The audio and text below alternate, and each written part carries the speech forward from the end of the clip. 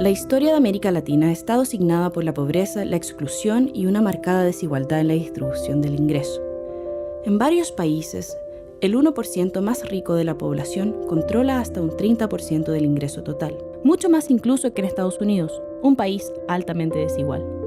Desde los años 2000, significativas innovaciones en las políticas sociales permitieron extender enormemente el acceso a transferencias monetarias y a servicios básicos como la educación y la salud. El universalismo como orientación normativa ganó terreno frente a visiones del Estado como solamente ambulancia frente a emergencias sociales.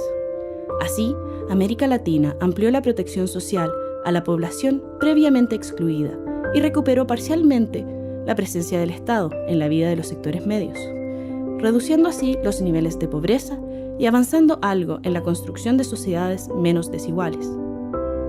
La región enfrenta ahora el enorme desafío de consolidar los avances alcanzados, ampliando coberturas y mejorando la suficiencia y equidad de todos los beneficios.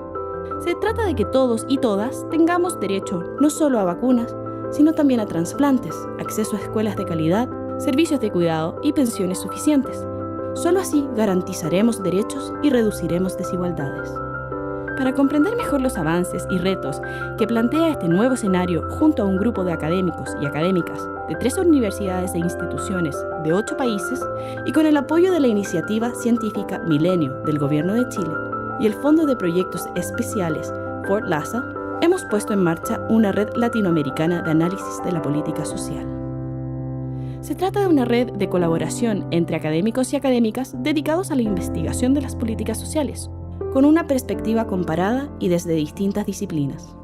Buscamos que esta red constituya un punto de encuentro, intercambio y debate para quienes compartimos el interés por comprender y generar conocimiento, contribuyendo al desarrollo de políticas sociales oportunas e incluyentes, capaces de responder a los desafíos de América Latina en el nuevo milenio.